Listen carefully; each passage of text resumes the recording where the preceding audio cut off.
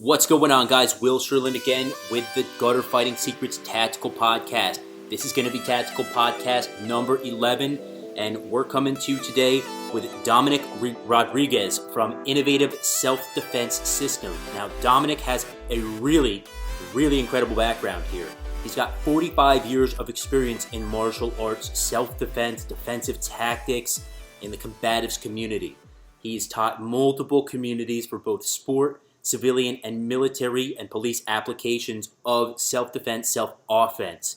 He's got a 4th degree black belt in karate, which is quite impressive actually. Close quarter combative instructor in the United States Marine Corps. Defensive tactics instructor and coordinator for the Las Vegas Metro Police Department. He served our country 4 years in the United States Marine Corps and 22 years on the Las Vegas Metro Police Department, where he had the opportunity to serve the people of Las Vegas on the LVMP SWAT team. Street Crime Unit assisted in starting AOST program, which is involved force-on-force training, simunitions, how to implement tactics in the appropriate manner when it comes to dealing with violent aggressors. Multiple certifications: LVNR, Controlled Force, Spear Coach, Instructor, ASP, Taser Certified, weapons training. Conducted workshops in leading iconic members in the defensive and tactical community, personal defense communities. Dominick has logged like 8,000 to 10,000 hours of various certifications and training with police officers. And since retiring, he has been a private consultant for leading personal defense systems and has been able to teach and instruct the Abu Dhabi Royal Family Protection Team, United Nations Peacekeeping Forces in Santiago, Chile, leading police trainers, SWAT operators for multiple agencies, along with high-level military operators of different units from all branches. Now, this is an incredibly impressive resume. I am thrilled to have Dominick on here, and without further ado, let's bring him on right now. Dom, how are you, man? I'm doing great, Will. Thank you so much for inviting me on your podcast. Hey, the pleasure's all mine, man. So let's jump right into this. I came across your posts on Instagram and immediately was kind of drawn to it and impressed. Now, the one I specifically saw was your reality-based grappling system, where you were in, I guess, you were in full guard and you had someone kind of punching at you, and you were trying to like show how you can bring jiu-jitsu and make it more of a street applicable system. What are your thoughts? Because this is like always the hottest, most trending thing is jiu-jitsu. What are your thoughts specifically on modern-day Brazilian jiu-jitsu as a system? Well, number one, I'll tell you what, I'm so appreciative that Brazilian jiu-jitsu came on the scene. And I'm going to tell you why, because it gave your guy like myself my basic foundational approach, because I'm just an old-school karate and wrestler. And so now I have an alternative to operate from my back. And been put there before years ago, before you had the wave of awesome Brazilian Jiu-Jitsu. So I think it's phenomenal. It's fantastic. I have not gone on progressively with ongoing training in Brazilian Jiu-Jitsu. I am connected with some high-level practitioners and coaches. The one thing I have heard, the one that I think I'm seeing is it's gotten away somewhat from some of its simplicity because of the mass competition now. You got your NAGA tournaments and everything else. I heard from several practitioners I was consulting, and some guys from Ohio and Pennsylvania. At that time, they were brown belts in Brazilian Jiu-Jitsu. One was a black belt, and it says it's starting to get to the point now where Brazilian Jiu-Jitsu, we're starting to cannibalize each other. We got a counter for a counter because of the sporting community. Yeah. And I can understand that a little bit, because the same thing happened to karate guys back in the 70s and early 80s. So I see some of the same things happening in the Brazilian world that happened back then in the karate world.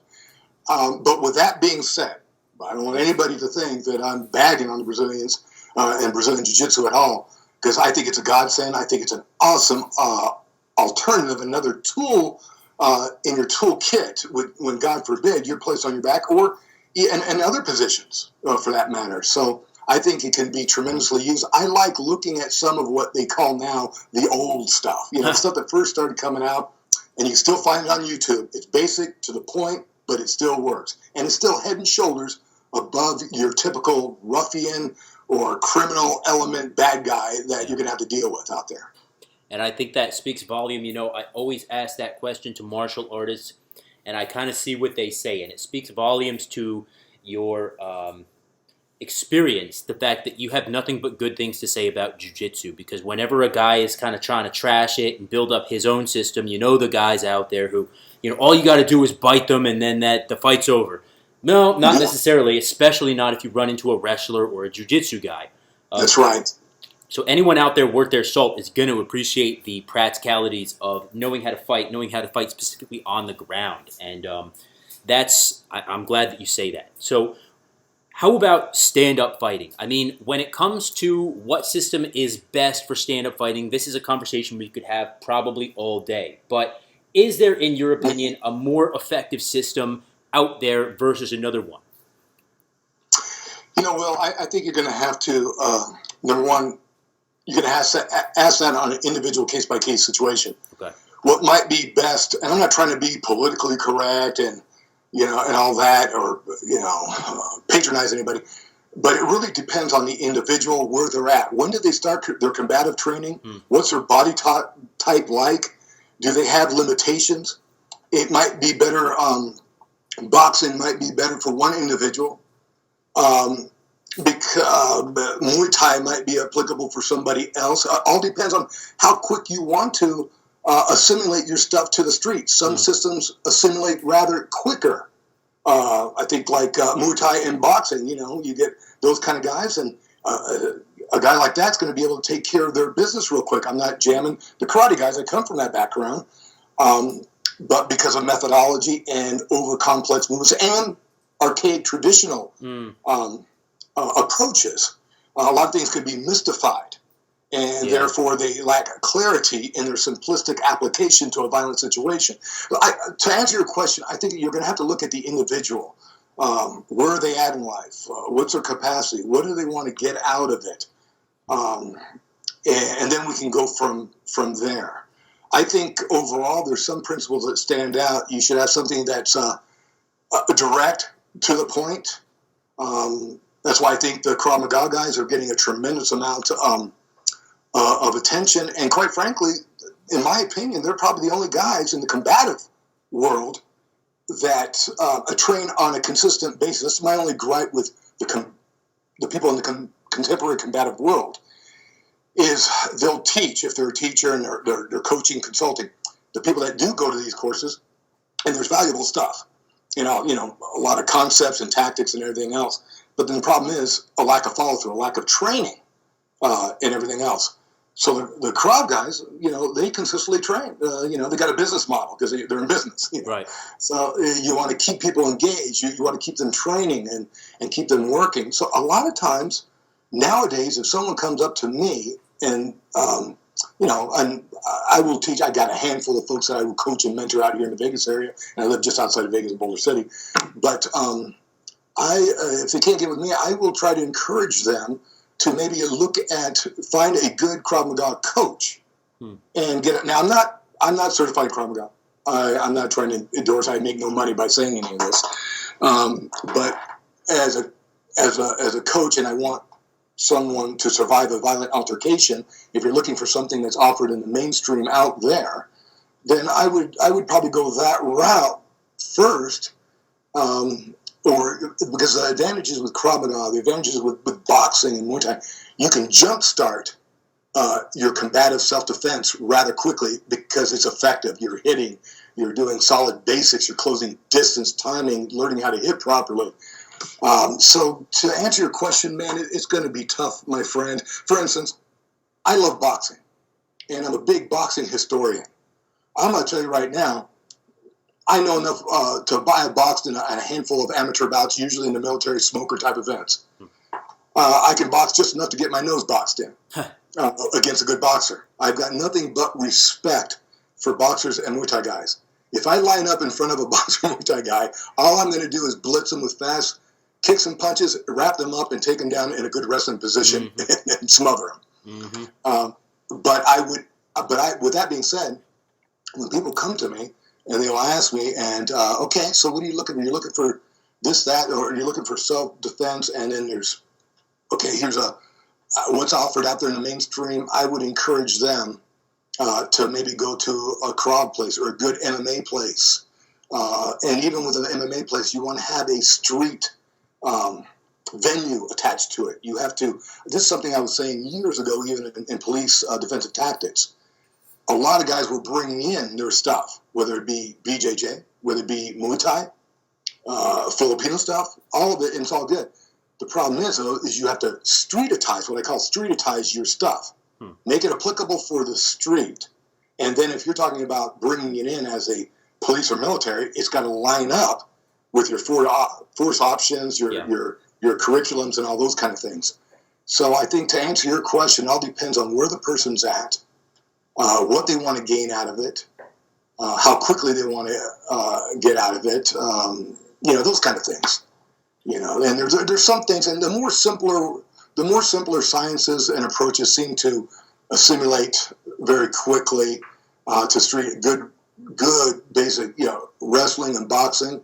But when I say wrestling and boxing, if you don't streetize those two, you could have your behind handed to you out there in a bad altercation on the street. Sure.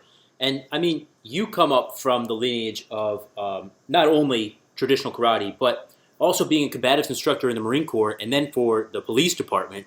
You're used to dealing with somebody who really has a very limited level of training, if any at all, and having to make them street effective in some way, shape, or form. Now, how quickly, in your opinion, can you get somebody with limited or no training to the point where they can survive a violent altercation? How long does that typically take? Is it possible? Yeah, it is possible. Okay, since you asked, say, let's just take the police crowd, right? They're a little bit different, okay, because your average police officer, especially if you come from a department that's accredited already, so you've already went through an academy, and somewhat of a decent academy. Some are watered down, some are not, on and on.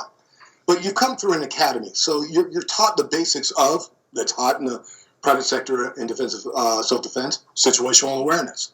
You're taught that.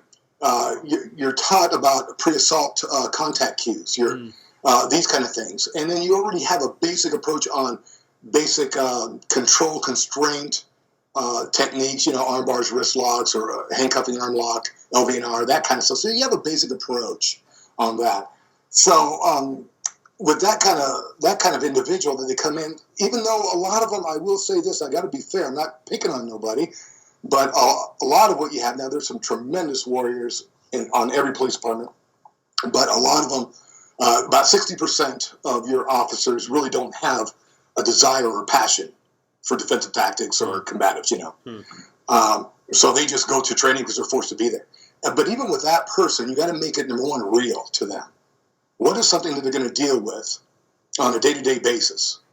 And what is something that you can do with a very minimal amount of training and convert that to combative application?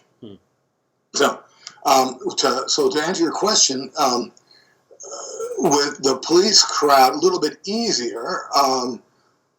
And with that situation, usually you're dealing with mostly your predominant ways that people attack you. Now, nowadays we have a valuable tool called, YouTube and all that, social media. And you got sites that are just focused on just, attacks that happen on the street, real raw attacks. So what you can do now is you could study the bad guy, the behavior of the bad guy. And once you start looking at that kind of stuff, you see what you're done using maybe your own experience. What you're doing is you're training against the most common attacks, which are basically your crazy haymaker punches, your sloppy grab, headlocks, bear hugs, and tackle attempts. That's what you practice. And you just practice that with and the different verbiage and different words that are used out there. You can mitigate that haymaker or bear hug with by crashing into them and then framing them off. Another person might say, I'm spearing them out if they have spear background. If it's another system, it's going to be crashing and then extending and framing that person off using your forearms. But either way, you're creating a wedge. So you're basically you're being surprised. You got to be taught on pre-contact cues, which takes about a 20-minute process. Then you go through a drill, just focusing on your basic attacks, which are your sucker punch, your grab, and your tackle, and how to fend that off. And within about, I think, 3 to 4 hours, you're going to give people a lot of concepts and principles and some very basic solid tactics that will allow them to weather that initial attack so they can transition to their next phase of combat. And that, I can go on with that because and again, I didn't invent that. There's awesome people out there that are doing a tremendous job. You've got everybody from urban combatives guys in England to Tony Blauer and Spear. He's been cutting edge on this process for 30 years. So you got a lot of really good guys out there that have done phenomenal work in this area that I have found to be a blessing and have used it in my experience. And it's been phenomenal, and I've seen how it's really worked in non-trained people. And that's always fascinated me about how do you take somebody who's not trained, because I honestly feel like the people who are easiest to forge into a warrior, honestly, are the people without kind of who are a blank slate, without training before, that you can kind of instill in them the warrior ethos and the muscle memory that they really need instead of all this extra BS that sometimes people come in, extra baggage. Yes. And you will. Yeah, please you go want to ahead. hear something? You said something valuable. You said, the people that have no background, no baggage. And you're absolutely right. A lot of the times I get the most success from, okay, let me just use this, soccer moms. A lady that maybe does feel, threatening due to a certain environment she has to go into. She's honest about her capacity. She's honest about the need to develop defensive tactics type skills. So she's going to come in, I notice this a lot, with virtually no ego. Yeah. And then there's no baggage in the past, and she's wide open. She's like, look, I want to learn this. And then when you're being real with that person, bringing across, scenario-based situations from reality, and you can show how they really take place, hence the YouTube videos and Facebook and all that. This is your common attacks.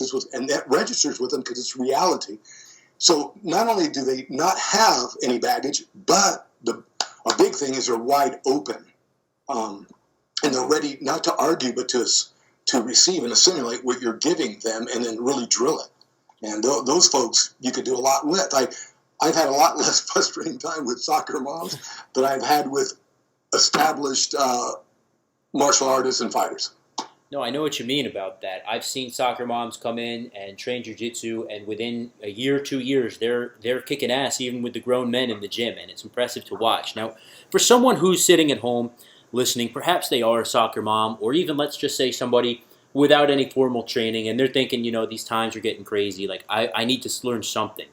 Is it possible, specifically for females, but I guess you could say across the board, someone who doesn't do a lot of strength training or hasn't wrestled, is it possible for a weaker opponent to truly be able to take back control of a situation and gain control of a situation? Is it possible for them to effectively beat a larger, stronger opponent?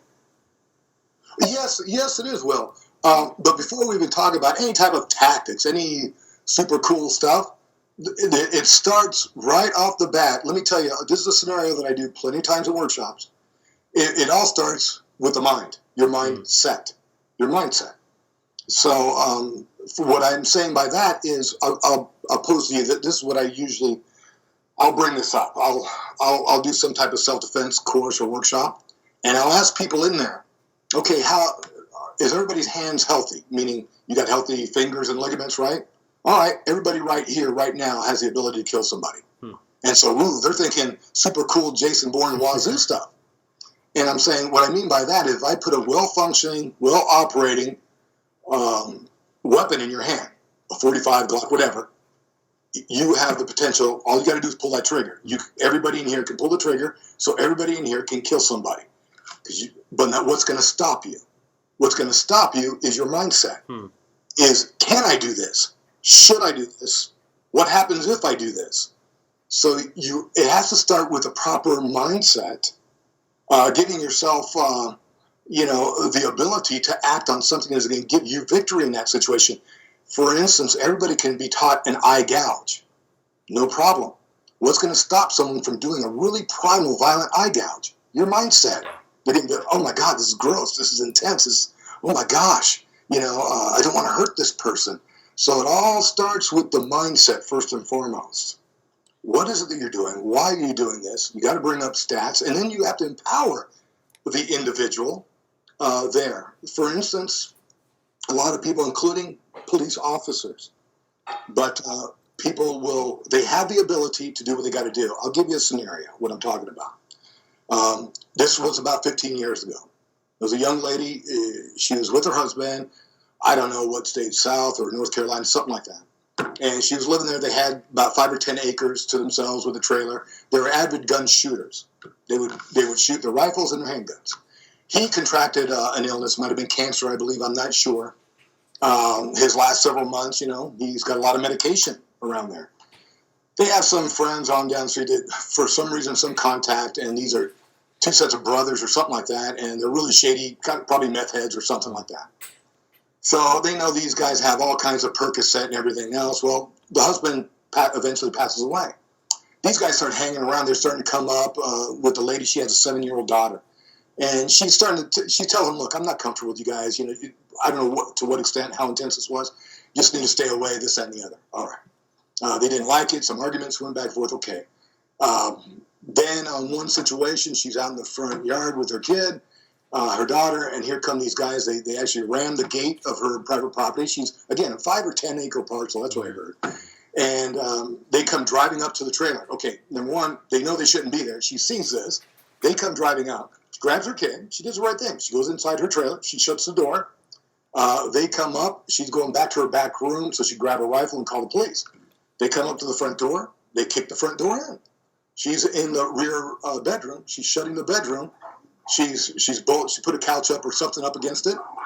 And then right then and there, they're booting in, and she's on the phone with 911. And so she's asking 911. She's telling them what's going on, who they are, this and the other. And she's asking 911, can I shoot them? And 911, of course, any dispatch operator is not going to say yes, give you a green light. Just like any lieutenant on the SWAT team isn't going to give the sniper a green light. They might have a protocol. But it said, look, I can't tell you what to do. Just do what you got to do. That's what they're going to tell you. So eventually, the guy made way through the door. She engaged him with, I believe it was a shoulder weapon. Dropped him. The other guy ran off. They caught him and everything else. So the reason I bring up that scenario is this gal, she knew how to shoot guns. She had situational awareness. What was the thing that she was lacking? She was lacking giving herself something that's called the permission to win. Because she was ignorant. Can I do this? Do I have the mindset? So when I'm having a proper mindset, not only the proper mindset to execute violence in a violent situation on a bad guy and inflict damage, but also to give yourself power. Now, how you do that is by researching your local state revised statutes, your municipality statutes. Am I able? What does it say about lethal force and self-protection and know those kind of things, because those kind of things, there's something that, again, hey, I got to mention his name. I got to give credit to Grinnis due. He's the first one that started coming up with it. Tony Blair. And he was, there's 3 fights people are in. And this is loaded because it registered me as a cop. There's your first fight, the fight between you and yourself. That's psychological, and mental. And then you've got the second fight, you and the bad guy. So you can have the first and second fight down. You might have a wonderful skill set and everything else. But then you lose a third fight because you don't know exactly what to do, when to do it. Maybe you overdo it. And then you find yourself in a courtroom and you're suffering civil liability or punitive damages. So you want to be well-schooled. So when I say a proper mindset, that scenario I gave you about the girl or the lady in the trailer, she was scored away in the first 2 ones. She could have done a lot better, and she was asking, she was asking somebody to give them permission to do what she had to do.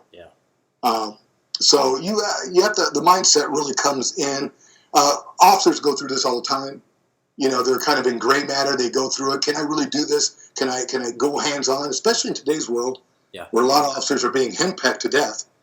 And when they go hands-on, they have to now just not do a use of force sheet. They do all kinds of stuff, and they might even be under investigation. So they're already questioning themselves on the third phase, the battle between them and the system, their administration and legal process. And that hinders the first two battles, and it's a problem. So you want to have a proper mindset to know, look, I have a clear conscience, morally, ethically, and spiritually, if that's important to you, to do what I'm going to do right now. And I'm not a bully. I'm not trying to start anything. This person has forced it. I'm responding to their actions. I'm not instigating. I'm responding. I've tried to de-escalate if I can. Sometimes there's no time for that, and you just got to run into defense mode. And you bring up mindset, which is every single warrior that's a seasoned warrior who's been through it and done it that I've ever interviewed has always brought up that kind of first, is mindset. Now, when we are training, whether that be at the range, in the dojo, there is a big tendency I see, especially with the pistol range or even, shooting rifles, shotguns. Guys kind of stand there, they plug away, it's a paper stationary target, and you just bang, bang, you maybe do a sloppy reload, bang, bang. Is there a way, even at a indoor range where you're forced to stay stationary, is there a way to train that mindset while you're actually putting lead down range, as opposed to just kind of like going through the motions? Yes, okay, let's start with the indoor range. I don't go to too many indoor ranges. You could look on my Instagram page. I have a handful of stuff. You'll see me out in the desert, out there, because I do a lot of dynamics of movement, infused combatives, transitioning into handgun, that kind of stuff. But I did go down to an indoor range probably about a year and a half ago. And quite frankly, Will, I was surprised. This was awesome. Because I didn't have to do anything. It was all air conditioned in there. The targets come up to me. They give you popcorn, lemonade. It was beautiful. They did have one aisle, one counter where they will allow you can lift it up.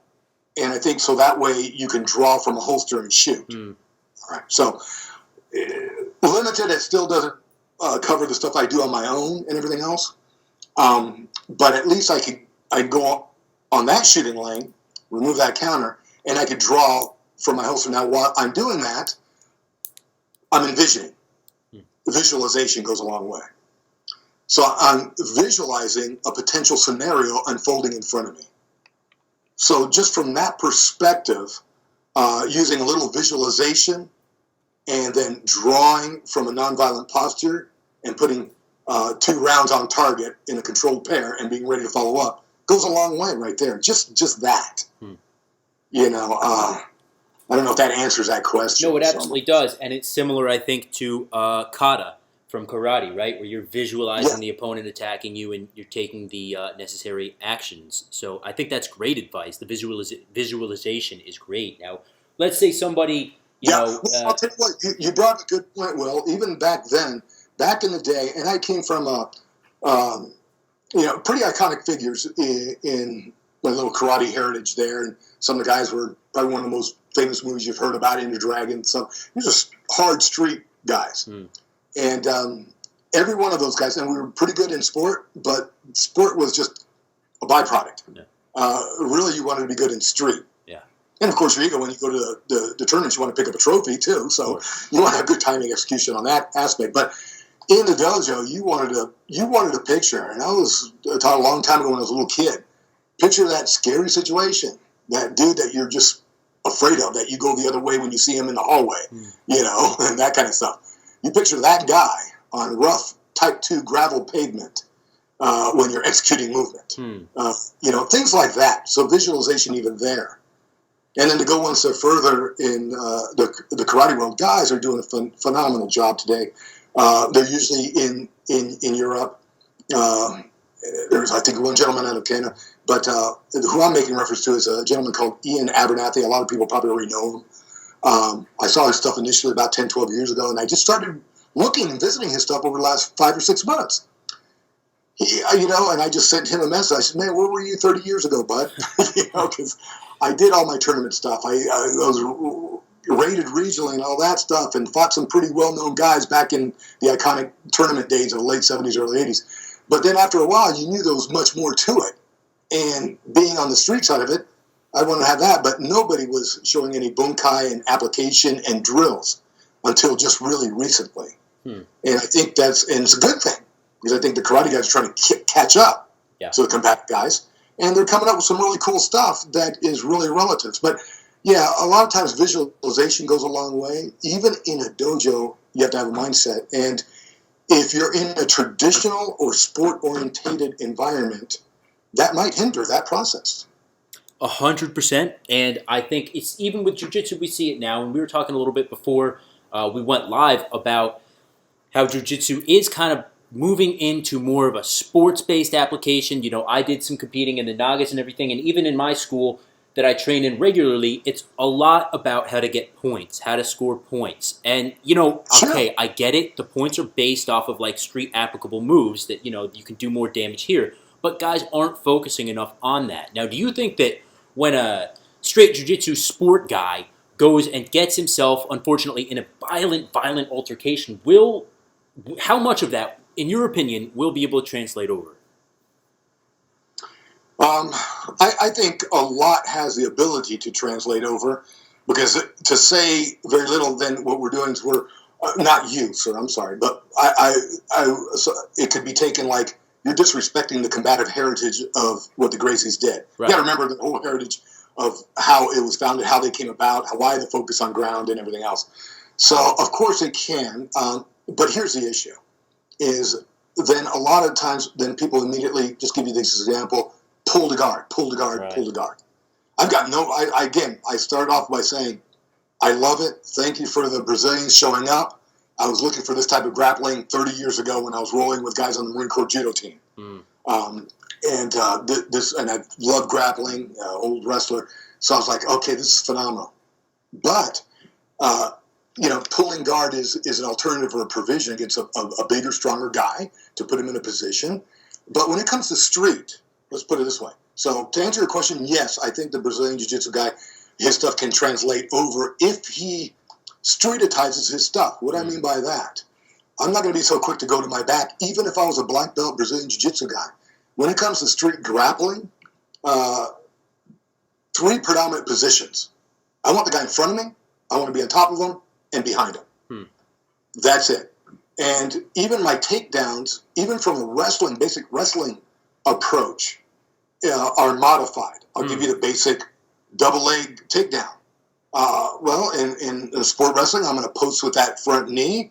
I'm going to put my shoulders between, in the prevalent girdle, my head on the outside to dominate their hips, pick them up, pivot, and drive in. On the street, I'm not going to be so quick to do that. All of those points. The first one being posting my knee on the ground and driving, because that could be on type 2 gravel or in cement or whatever. If it's on sand or something, maybe. So you have to modify your stuff to make sure it's cement friendly, street friendly. And like I said, when it comes to grappling on the street, my biggest thing is I like having a guy in front of me, but predominantly I like to be top or back position.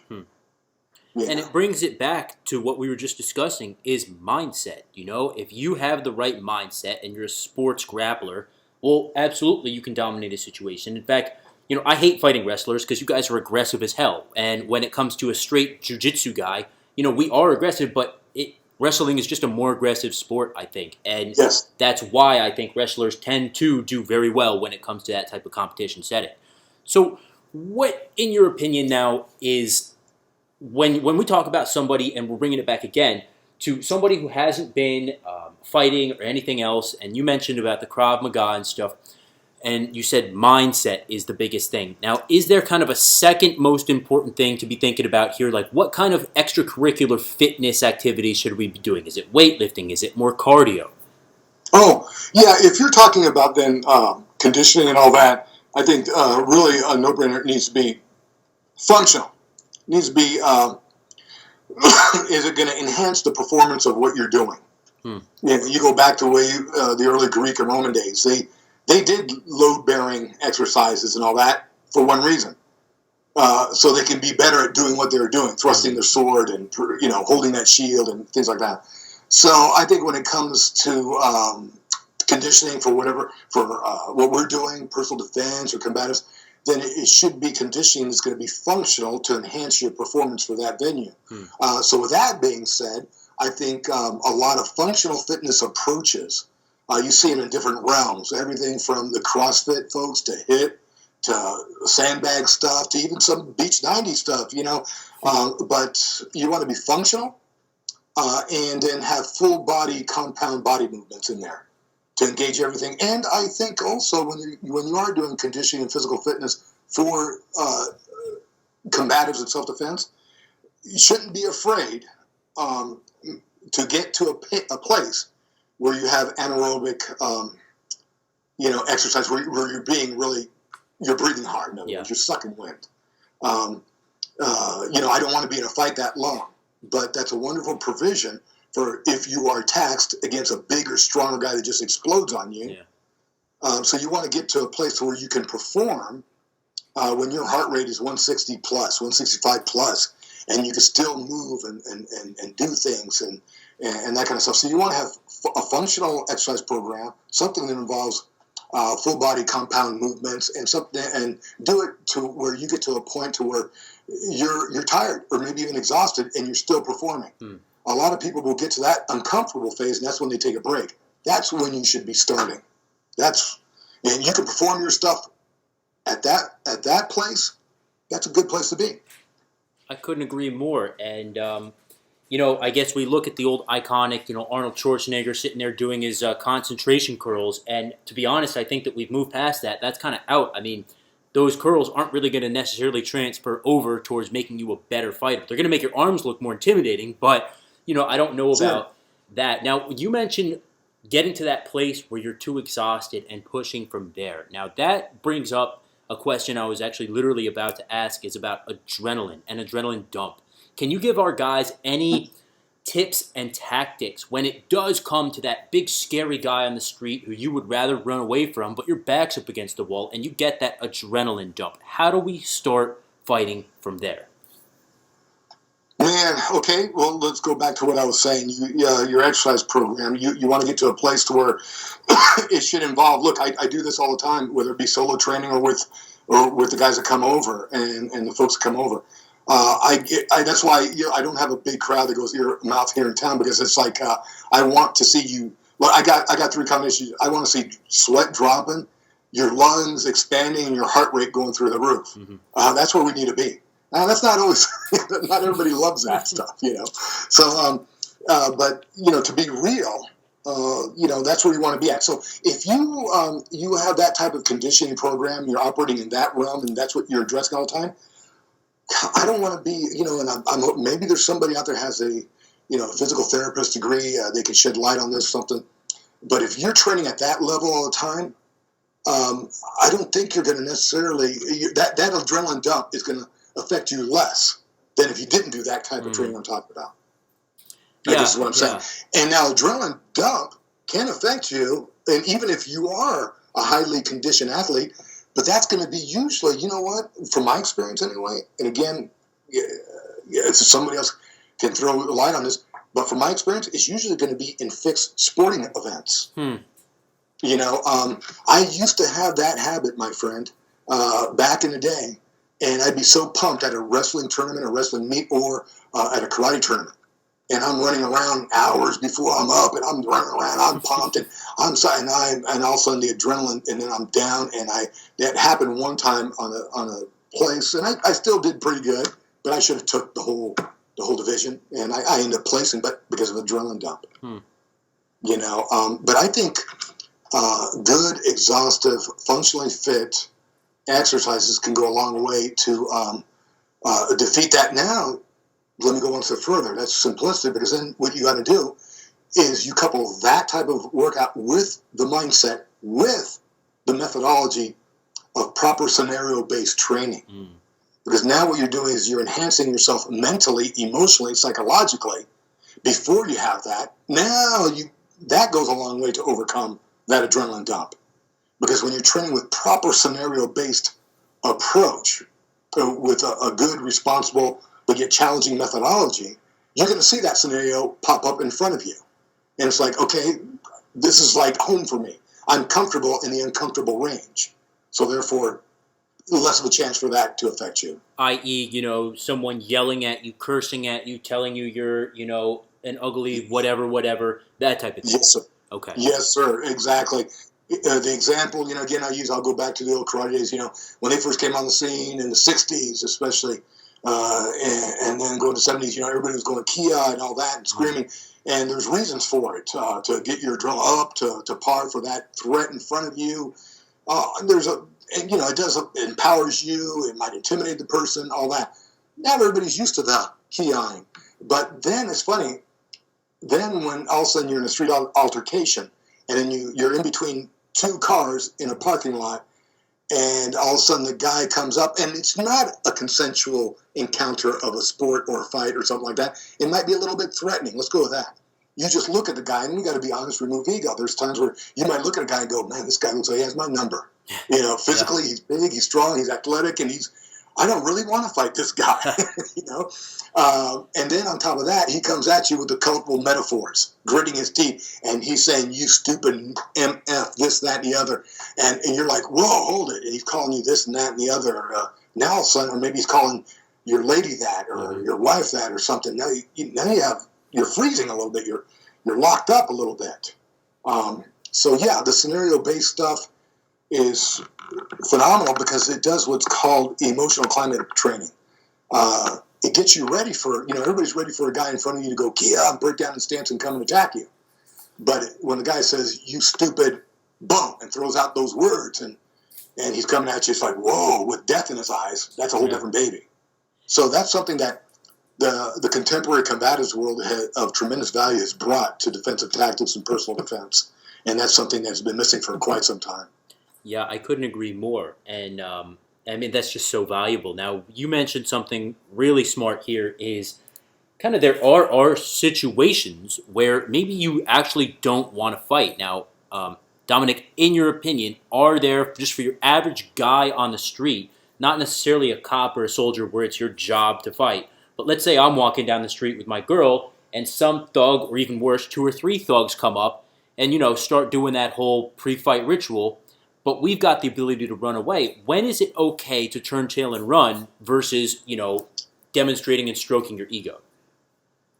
Yeah, boy, that's a big challenge right there. Want to hear something? That scenario you just drew up is why I'm more uneasy if I'm walking around with my wife than I am walking around by myself. Oh, yeah. Because if I'm walking around by myself and that happens, I got no problem running. If I have to, I'll sucker punch somebody. Look, whatever, and throw an improvised tool at it and then run. But then I might be hindered doing. Now, my wife, she gets me. We've been married for 36, 37 years. So she understands that running is a viable option. And it doesn't mean that you're a coward and all that and everything else. But now the next thing is, well, is she going to be able to keep up with me when I run? Right. But now that brings up a whole other scenario, my friend. Well, I'll get to that shortly. Is we all say in the combative defensive world, stun and run. But very few people in their gym, in their scenario-based training, in their workshops, train on people to run. I will train people, look, you defend against your most basic common attack, it's multiple assailants, and then I'll set up in a scenario where you're going to run at least 25, 30 meters and then jump over that block wall. Nobody wants to, that's the stuff that you want to do. I'll give you so I think it is very viable. Another situation where that had happened, I'll briefly touch on this, is had some friends of mine, they're Christian missionaries, they're down in South America. Where's a place that Jim Jones drank all the Kool-Aid and everybody died? Guyana. Yeah. So they went down there. They were there for about 2 years. It could be a tough place, seedy place even right now. So they were down there. 2, nice looking. They were at that time, they're late 20s, nice, little folks looking, white folks, harmless, all that kind of stuff. Yep. So they get approached by 3 or 4 or 5 guys. Your money. And now the thing about it is, prior to going down there, is they're both also doing long distance running and marathon training. So as these people approached them, they already had an agreement between both of them. If this happens, boom, we're gone. Because your average bad guy doesn't have that cardio to keep up with you. He might for the first 40, 50 yards, but then after about 75 yards or 80 yards, he's going to fade off. Yeah. So I think it is totally okay to do that, and only you're going to be able to see, because you know what? We all have things in us. We have that intellect. that instinct. We just know this is bad, and we have that intellect, meaning, you know what, this just isn't going to work out. Why? I don't know why. I just have something in me that I shouldn't be sticking around here too much. I need to get out of here. And then when you follow your intuition, your instinct, and it's upon you to do something intelligent. And in that case, it might just be running. Now, with that being said, of course, what's the biggest hindrance is going to be our ego, number one. But number two, another legitimate issue might be the person you're with. Yeah. That person might not be able to run. It might be a little child.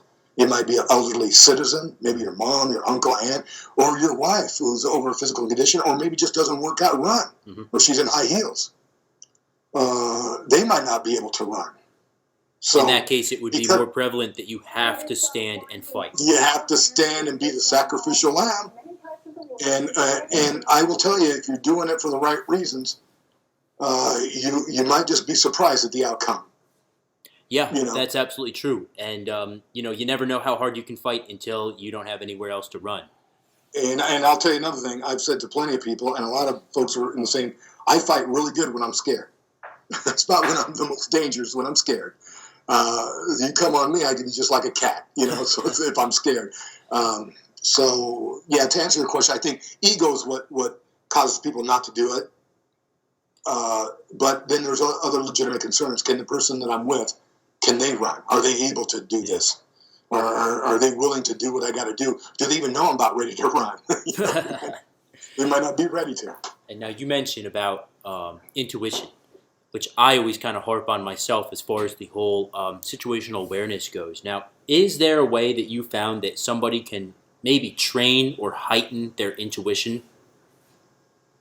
Wow, man, that's a good question. I think you got me stumped, my friend. Okay. I think a lot of times, I think my first response right top of my head, I could be dead wrong, is going to be experience, your experience. Number two, though, sometimes intuition will just come. I don't have to look in, I don't have to look down a big pit and see a couple rattlesnakes down there and realize I don't want to go down there. Right. I don't have to go out in a parking lot and I want to go out to my car and I see a couple dudes huddling around my car. They happen to be young Hispanic guys, white T-shirts, same colored bandanas with little jailhouse tattoos. I know they're not part of the Catholic choir. I'm not. Maybe I might not want to go through them. Maybe I want to back off, call security, and or whatever. Those kind of things. Yeah, and it's like you're saying is before you go through the physical application of learning self-defense, maybe some mental programming, so to speak, would be a good idea as far as, hey, what are those indicators? What are, besides just your average person being able to tell, like, those gangbangers are bad news, what are some other indicators that might come before a typical attack, which I think personally is brilliant that you're teaching guys, hey, this is like what goes on before something happens. This is what you should be looking out for besides just teaching them how to fight. I think that's really good. Yeah, I think you got to. Years ago, again, my major mentor in the contemporary combative world, he said a mouthful, and he said that the issue is that when you ask your typical martial artist what to do in this situation, how would you resolve? 90+% of the response is going to involve some physical tactic. Yeah. Instead of maybe, okay, for instance, a hypothetical situation, you got a guy. You just got off came out of a bathroom and you're walking towards the hallway out and you got this big dude there looking at you. What are you going to do? And so right away the response is, well, I can do this, and all these tactics, right? Instead of maybe there's a door that says exit right to your right. Take that. Maybe there's a stairwell to your left. Take that. It doesn't always have to be, some physical tactic. I think the stat years ago put out by the same mentor I'm mentioning is he said there's more non-martial artists, and this is Tony Blauer and other people have picked up on that in the modern day of defensive tactics and self-protection. More non-competitive athletes and martial artists defend themselves, more non-black belts defend themselves every day than do martial artists, black belts, and experts. That's so true. By just doing what their instinct and intuition says, hey, whoa, what's up with this? you know. That's so true. And I also tend to think that, guys like you who have been doing this for, years and years and years, when you look at somebody, it has a way of psychically translating over, whether it's just your demeanor or I don't understand exactly what it is. But, it has a way, other alphas have a way of sensing, like, hey, this guy knows how to handle himself. That might not be the easiest target for us to focus on. Yeah, being a hard target. Absolutely. Yeah. So, man, I gotta say, I have really, really enjoyed this podcast. This has been incredibly informative for me. I know our viewers are gonna really like this as well. Dom, I appreciate you coming on, 100%, man. Are you kidding? Thank you so much. I'm flattered and I'm honored, and I hope people out there are blessed and there's something that they could pick up and then apply and towards their own experience and whatever they're going through, just to help them out. Is there a way that guys can get in touch with you if they want to either speak more with you one-on-one or maybe even get a little bit of training in if they're in the Las Vegas area? Oh, are you kidding? Absolutely. I think probably the best way to get a hold of me would be through the Instagram page. Innovative _SDS is yes. Dom's Instagram page. And I'll throw that up on the screen right here. Okay, yeah, that. And I have my own reference, a personal page on Facebook under Dominick Rodriguez. You can check that out, which is, again, it's not all combatives. I'm about ready to throw up a Facebook page just for combatives stuff. But you can start just with the Instagram page and just reach out to me through there. Or if you're on Facebook, go through Messenger on there. And then once we connect, we go a little bit further from that. I've got no problem. People come into town. Because one thing about the Vegas area is people are always coming and going. Yeah. And so if there's something here that could help somebody, and that's a wonderful thing I love about the Instagram page. I posted recently some traditional karate stuff, but then a lot of combative stuff. And on the traditional stuff, there's been some guy that's running a dojo somewhere in India that found what I did was very helpful to him, and he's using it. I'm happy for him. Man, go for it. Yeah. There's a couple of small police departments and some officers that are following on that, and they're seeing some of my weapon retention or weapon defense stuff. Hey, if this can help you, you can infuse that in there, use it. And if you want to know how to use it and where this fits in your force curriculum, please get hold of me, and I'll tell you what I've done on my end and how I've helped other defensive tactics instructors and coordinators on different departments infuse that stuff on their police department. Outstanding, man. Outstanding. Well, I personally find myself in the Las Vegas area from time to time, so if I'm ever out there, I'll get in touch with you, and maybe we'll do a video on YouTube or Instagram, something like that. And, I'd love to talk with you further.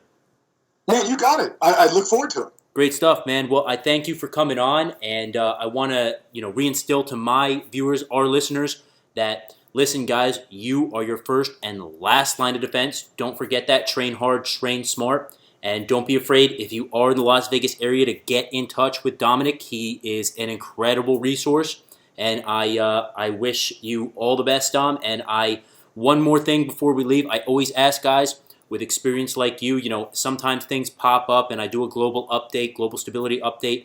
Would you mind coming back on as a subject matter expert if we ever have, something with police or military that we have more questions for you? Oh, I would love to. If I could help, it'd be my honor and my pleasure.